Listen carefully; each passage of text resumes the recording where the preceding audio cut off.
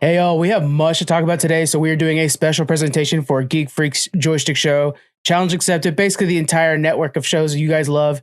And we got to talk about 4 new trailers. Yes, one of them is Barbie, and how excited we are for all of these.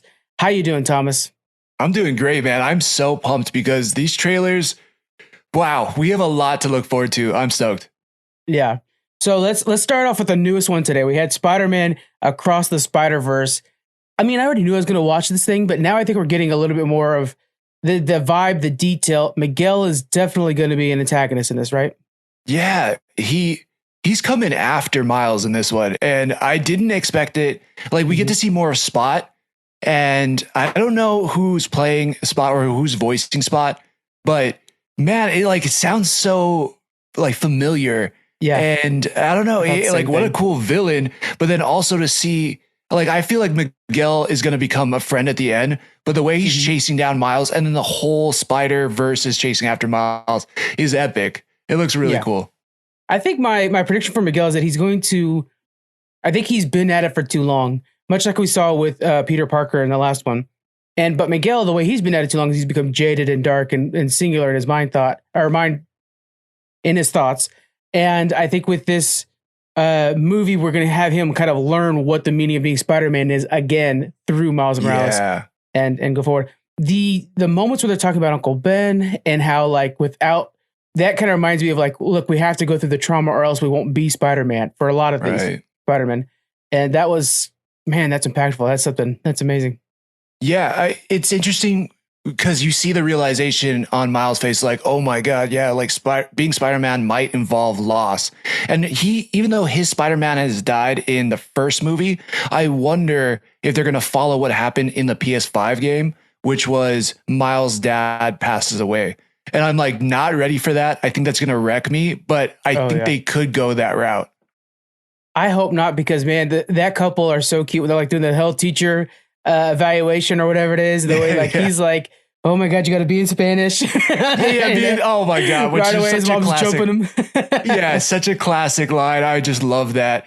Just because my wife's Mexican and I see a lot of, like, the Latino heritage and stuff. And I'm like, yeah, this is going to hit a lot of people right in the corazon. That's what I love about playing the Miles Morales Spider-Man game is you're walking through the streets of Harlem during, like, I think it's Cinco de Mayo or something, like a festival that is very much like bringing in Latin America culture and stuff like that, but it's in Harlem, so there's all kinds of, which is Miles Morales. It's so perfect in that way. Yeah, and, absolutely. The visuals for the show looks good too. The movie looks really good. Yeah, I mean, that's one of the best parts about the first movie for me is the visuals and the art style and how they add in these, like, little comic details with all the dots and everything. That looks fantastic. They're fully involved on the meme too, with all the Spider-Man pointing at each other. We now got that just times a million, which is so funny. I love that they're in on the joke. We see Spider-Man from the PS4 version. He's in it too. Yes. Oh my God. Like, it's so dope. The only thing, I mean, and this is such a slight nitpick, is, like, I really want Spider-Man Noir to come back with Nick Cage. I know he's not in this one, but the rest of the Spider-Man universe that we're getting, it looks so damn good. I'm okay with him not coming back because he's getting his own series. So, really? Oh yeah, he's getting his own series.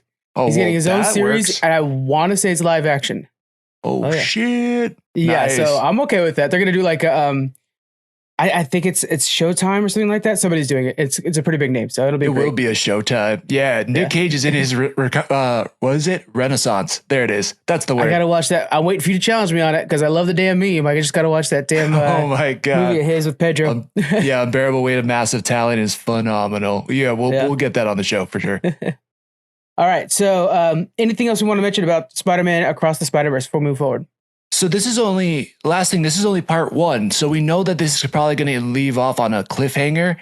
And we also heard that it's a love story between him and Spider-Gwen. And she wasn't in the trailer a ton, but what we see of her is very impactful. Like, it looks like it's going to be emotional. So I think this Spider-Man, as much as it's going to be a fun adventure, them trying to chase down Miles, I think it's going to be a very emotional movie too. Yeah, I think you're right. I think it might end with the death of his dad, and it might be a moment where he does a Gwen move. Maybe he tries to save him and accidentally kills him in the process. That would be something that would really forever change him, like we saw with Amazing Spider-Man. I don't know. There's It's going to be pretty interesting. Yeah, definitely. Not ready, but so ready. By the way, in an upcoming interview on Geek Freaks, we talked to a a biographer for Spider-Man and the creators behind Spider-Man. And it's amazing how like Stan Lee and Steve Ditko only worked on like the first 60 issues, but it was the father and son duo that made like Spider-Man for 4 decades, that shaped the character we know today. And like everything about Spider-Man out of high school was not done by Steve Ditko. It was done by this family. And so there's a biography about them. So I'm interviewing the guy that wrote the biography. Guys, I interviewed him already. Coming out later this month. You got to check it out. It was fascinating. I myself love Spider-Man. Just Steve Ditko's who I always think of. And Stan Lee, of course, he's such a super fan. So yeah, it's amazing. That's awesome. Can't wait to check that out. All right, let's move on to Blue Beetle, which I'm so nervous about Blue Beetle because it's in the DC right now, and that's kind of a weird place. And I'm a little worried about their visuals, but this thing surprised the heck out of me. What did you think? You know, it's funny. Drake and Scott said the same thing, but I, for some reason, have no doubt in my mind this is going to be phenomenal. Like, I might eat my words.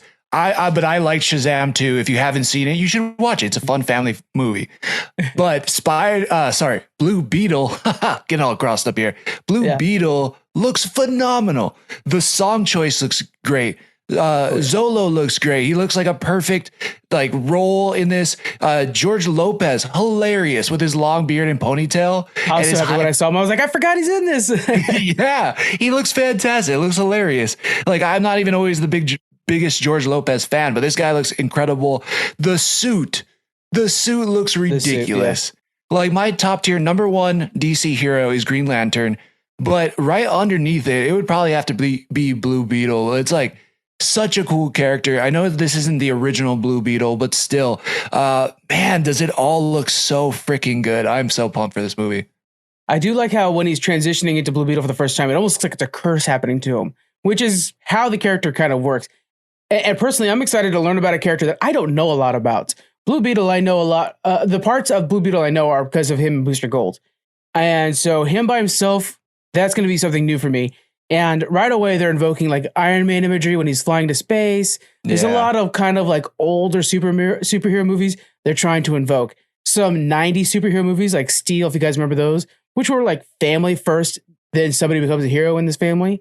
Mm-hmm. It's kind of invoking a lot of those. So this looks fun to me. And I've kind of felt like 2023 is a year of just fun movies. Started off by Cocaine Bear. And this is going to be one of those where I'm not going to attach this thing to DC. I hope there's no cameos in it because I just want it to be its own thing. And then maybe James Gunn could save it and bring it to the future. Yeah, I think that, again, I haven't read all the comments and I don't know if this is for sure, but I think I heard that James Gunn said that this is a part of the DCU, not the DCEU. So I do love that already. I think there's going to be a future for this character. Again, it looks phenomenal. And when you were talking about him getting taken over by the Scarab, it looks like Venom. Like the way it was kind of like it melts through his clothes and then it like kind of inks over his body. Dude, it looks I was getting so a Ghost Rider cool. vibe. Yeah. It's like Ghost Rider, Venom, like, and that's the thing. Like, as much as it's tied to his consciousness, it kind of is almost like Kang's suit. It just reacts to what he's thinking. Yeah. And that element of it is really badass to me. And it's not limitless, but there's a lot of crazy things that suit can do in order to like help save him or fight a bad guy. Dude, the Buster sword at the end. Oh man, that was like, in case you weren't ready, this is the thing that's going to get you over to Fandango today. And they busted out the Buster sword. And the way he like flipped it around is like, oh, can you guys make the Final Fantasy movie? Oh my, yes, 100%. They could do it, right? And that move, the way he kind of kicks it and flips it around the sword, it just totally reminded me of Cobra Kai too. So they're using some of his martial arts training, Zolo's martial arts training. Man, there's a part where they're in a tunnel and he's like fighting these guys and he punches this guy up and kicks him into a wall. Looks so strong. It looks like John Wick meets like Superman. You know, I'm ready for a John Wick superhero. That is a great way to put it. Yeah. That's cool. The action that they're doing in movies lately is phenomenal. And this looks like it's going to kill it. Oh gosh, the array of powers it showed too. Also, how did everybody not die in that bus? Yeah, I know, right? As he's slicing through it, I don't think he even means to at the time, but he's like looking over, people are just like chill. Like, what the hell's happening? if you lived in a superhero universe, you don't want to take the bus. Shang-Chi, Doctor Strange, Multiverse of Madness, and now Blue Beetle, like and Ant-Man, buses, like, get screwed, man. You don't want to be in a bus. Specifically in San Francisco, now that I'm thinking about it. It's those buses for sure. Definitely. I'm looking forward to a lighthearted superhero movie that's not attached to a bunch of baggage. I felt like maybe like an Ant-Man, for example, just was so bogged down by the fact of it that it has to be so interconnected when this doesn't look like it's going to be at all in a lot of ways. So that should be a lot of fun. Oh, yeah. Yep. But if we're going to be talking about interconnected, we're going to talk about Secret Invasion. And this new trailer showing my man Samuel L. Jackson being full on badass mode looks so freaking cool. I almost forgot about the show coming out last year. And now I'm in for the spy thriller that might be a side of Marvel they haven't shown much of. Right. A lot of people have made this comparison, but, you know, I am getting Winter Soldier vibes out of it. Mm-hmm. There's a lot of spy. There's a lot of espionage. Is somebody in the government that shouldn't be there, that's, you know, there for nefarious reasons. So we were getting some of that. While this may have not been my top trailer out of all the trailers we're talking about, I'm still super hyped for it. I'm pumped to get back to that vibe of Winter Soldier, of kind of a grounded Marvel show. And I think that's what we're getting from Secret Invasion. And for me, it's almost like Andor. I wasn't expecting a lot out of this. I wasn't looking forward to this the most, but I was so surprised by how captivating this trailer was, how exciting it looks. And there's like, and if you've been following Marvel from like phases 1 through 3 to now, like, we're getting back Colby Smulders, we're getting back Nick Fury, we're getting back the agent from, I can only remember him from Black Panther, but like there's a lot Martin Freeman. Yeah, exactly. Yeah. So we're getting a lot of these old or like traditional, I don't know, original cast back. Even Rhodey's back. Yeah, we're getting Rhodey's back. Rhodey's War Machine. You think Rhodey's a Skrull? Because I think he's a Skrull. Oh yeah, because he's like super rich in this one. Also, like not rich, maybe, but like really high up. But he kind of was in Iron Man 1, but he ignored it. This one, he embraces it and has like bodyguards. I'm like, oh yeah, that's a Skrull in disguise for sure. And I think we're going to see a few of our cameos coming in. That's going to be like, you know, Skrull switchovers. It just makes sense. That's how they work. Yeah, exactly. Plus, we left off on a few things. Like there was comments in No Way Home. There was a WandaVision mid-credit scene where there's a Skrull that talks to Monica Rambeau. Like, I'm so hyped if they can put a Monica Rambeau cameo in there leading into the Marvels. Like, let's go. Yeah. Which makes sense. The timing is right for leading into Marvels. And then I think we get a little bit of a peek at Super Skrull, which is a different version than we had before because it's not Fantastic Four related at all. He has almost like these tendril arms. What are your thoughts on that?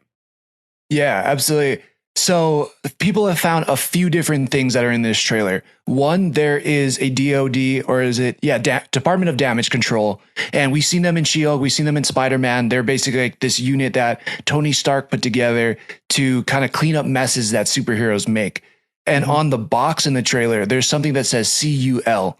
So there's Cull Obsidian, who is the big monster in Infinity War that gets his arm chopped off by Wong. And so some people are thinking that's the arm in there. So there's DNA from Cull Obsidian, basically like a Hulk level strength character, a bad guy. So the Super Skrulls might take that. The other thing that people have noted is that super stretchy arm that shoots out. Well, obviously we haven't gotten Mr. Fantastic in the main Marvel continuity for the MCU. So some people are thinking maybe he's using Groot's ability. That's what I've seen. Yeah. Which the way it kind of like bends looks like Roots. I can see that. So they might just be kind of bastardizing the idea of like, we'll take this from this character and that from that character, which is cool. I mean, there's a part of me that's like, I kind of wish you wait for Fantastic Four, but that's cool. I get it. I mean, it's a way to kind of like tie in some of the old saga stuff. It makes sense.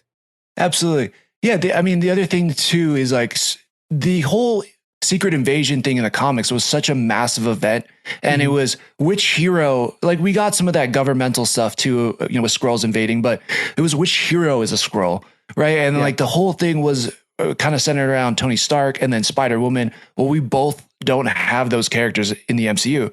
So, you know, that for me has tempered my expectations They're a lot lower now because I wish it was Tony Stark. I wish it was the Fantastic Four, but we don't have them in the universe. So my expectations are low, and this trailer kind of delivered more on that. So I'm like, oh, it's cool. I see how they're adapting the comics in the show. So that part of it really works for me. For sure. I'm definitely going to be still watching it and there is, I think they're leaning in on the government side of things, which was the lesser side of things. And I know originally we had rumors that Daenerys Targaryen, Emilia Clarke, is going to be playing such a Game of Thrones fan. I know. Was going to be playing the Scroll Queen. I think what's going to happen is by the end of this thing, she's leading them. I think this might lead to her leading a Scroll faction that might end off in space, because I know that's one of her big things is like, hey, we were promised a planet back in the 90s and we're still here as refugees. So her story, I think, is going to be really important for the future of not only the Skrulls, but also is going to lead to like Fantastic Four and stuff like that too. Ooh, that would be cool. Yeah, I heard that she is playing Talos's daughter, Gia. So Gia, I've been saying Gaia this whole time. Gosh dang it. There it is. No, I don't know. That's how I read it. So I don't know. Shit. Okay. I don't know if that's how everybody else says it. I could be completely wrong, but it's like G''IAH or something. I don't know. I try to find other people talking about it, and everybody says it's the wrong or other ways. And I'm like, I guess I'm just going to go with Gaia then. I've said that about Anya Taylor-Joy's name so much. I would call her Anya, whatever. People are like, you're saying it wrong. I'm like, my bad. I just read it. Like, I don't know. I did an entire review for Shazam 1 calling him Billy Babson with an extra B in there, and got so many comments about that. And I was like, oh, I'm sorry, guys. My bad. I just brain fart. But the entire time, Babson. I was like, oh, man, what an idiot. It happens. Yeah. All right, let's talk about our last trailer. And surprisingly, I'm super excited for it. We're talking Barbie. What was your impressions of this thing? Dude, so fun. Yeah. So it's so colorful. It's so over the top. It's so meta. I love it. I did not expect, we've been seeing photos come out over the last few months, and everything is super bright and neon and colorful, and that's great. But like, it seems like it's almost like Elf, but in Barbie world. Like we start in Barbie world, and then we maybe move to the real world, quote unquote real world. And I didn't know we were getting this much Simu. I didn't know that we're getting a showdown between Simu and Ryan Gosling. And if you have seen Ryan Gosling in The Other Guys, or I'm trying to think of some of his other comedic roles, he's so damn funny. Mm-hmm. So seeing him and allowing Simu to be sarcastic, and to me, he is the Asian Ken. He's so good looking. He's so funny. Dude, he's perfect. And then we throw in Margot Robbie and a bunch of other stellar cast who's, hey, Barbie. So funny, ready? I'm super on board with this movie. On our social media accounts, guys, check it out. They released maybe 20 character posters for this movie just today. Yeah. I put up a video that just goes through all of them because there's like Barbie that is a scientist, Barbie that's president. You know how it is when you go to like the Walmart line trying to buy your gift for your niece, and it's like impossible. And so that's kind of the idea. And like, she's like the classic Barbie. And I like how the Kens are like rivals. Yeah, totally. So I know cool. It's, because I mean, my sister was one of those people where my grandpa would send us G.I. Joes, and he would send my sister Barbies. And she had, ballet dancer Barbie and, astronaut Barbie, and like all those things you were talking about. So it's so funny to see like this world where they might all exist and how do they interact. But then, of course, like, everybody wants to be, or at least most guys with the machismo attitude want to be the top guy. So of course, we see the top Kens, or who wants to be the top Kens. Plus that we throw in Michael Cera that's there with his like super red hair. I think he's playing Andy or something like that. He's playing like Ken's friend that's just a loser. Right. Who probably, always is jealous of Ken, but he's supposed to be the best friend, so he has to be awesome. It looks so great. I think even the jokes in the trailer, and I love this, where it's like, oh, you think you could just come to my beach? Like, this is too much beach for you. He's like, you know what? I would beat you off right now. And just the play on words there was like cracking me up. And the entire time, like Michael Cera gets it, and he's like, "What's like?" It's so subtle. Yeah, his reaction in the background is like, "You know what you guys are saying?" Or even the part between Ryan Gosling and Margot Robbie was like, "Yeah," and then we could stay in the same hotel. And then she's like, "Why would we do that?" He's like, "I don't know." It's great, man. They're totally playing on it. yeah, surprisingly stoked for this. But I think it's like, I think it's a movie I'm going to go to the theaters and watch. Like, I think it's going to be really awesome on a big screen. I'm watching all of these probably day one. Yeah, they all look pretty fun. I hope by the end we get a short G.I. Joe walk up and steal her away from Ken. That's what I'm hoping for. Dude, I think that'd be great. That's the crossover I didn't know I wanted until you just said it, and now I want that. That's amazing. Gosh, I'm trying to think of his name. What's the one that played in G.I. Joe? That he hates the movies now, but it's what got him famous. Channing Tatum was like Channing Tatum, one, right? Yeah, I want him to play.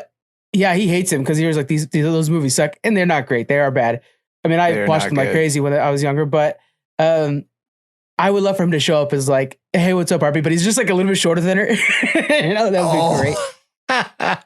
Dude, there's so much they can play with, right? I mean, we get the whole like funny car situation, the houses, like there's so much they can play with. Hey, did you bring your rollerblades? I never leave home without them, or whatever he says. And big yellow rollerblades. Yeah. I mean, we see the pictures of that. If you haven't, go online. It looks hilarious, but that world is ripe for like tons of jokes and super meta. Yeah. It's going to be a blast watching. I have a feeling that Simu and Michael Cera are going to be together at the end. I think that's the whole thing. I think watching, because I'm watching it right now on the other monitor, and the way Michael Cera is looking at him, I'm like, oh, he's not interested in Barbie. I think that's the key. I think it's going to be. I think that's the key.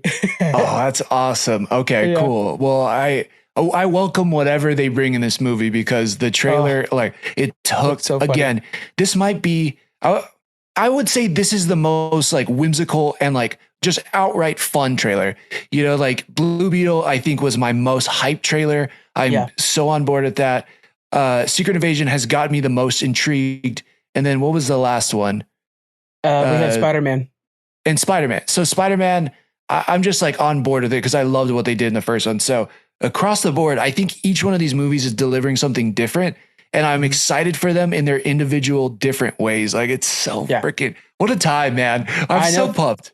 2023 is an awesome year for movies because again, there's so many just lighthearted, fun movies. And like Blue Beetle's a lighthearted superhero movie, which I'm down for. And who the hell knew that Barbie was going to be my big hit that I was looking forward to the most? Yeah. I mean, wait till you see Dungeons and Dragons. Like I'm on my way there today. I will see that. And that's another one that's like, just like, hey, it's just a one-off. I mean, I hope they make more, but it's just Dungeons and Dragons. This morning, Squeaks is texting me. He's like, what do I need to do to prepare for Dungeons and Dragons, like in person? Because he's like, I know we talked about it, but he doesn't know that on my side, I'm already drawing maps and designing characters for the fight. I'm like super preparing for it. And so, yeah, I'm so excited. May we're doing live in-person D&D match sessions. I cannot wait to be. You guys suck, man. I want to be there too and play because after watching this movie, I'm like, I want to play Dungeon Dragon. It looks so fun. And you're right. Like this, I think this is the movie that, the earlier movies wanted to be. So, no shade on Ant-Man or Shazam, but it just gets so many of the pieces right. It's fun. There's like family elements. The action's great. The comedy's great. Yeah. I mean, I should probably undersell it for you, but because I went in with low expectations and I was like, wow. Yeah. So and all these movies in the trailers, I think are going to deliver on that as well. We'll have to do, I'm saying it now and I'll probably add it in later and take this part up, but we'll have to do a quick D&D review and then get that added in to everything as well. So we'll do 100%. Yeah. D&D reaction is coming as soon as you watch the movie for sure. Okay. Perfect. So many cool trailers. Let us know what your favorite one was and what you're most hyped for. Oh yeah. Bye. Aloha. The Joystick Show.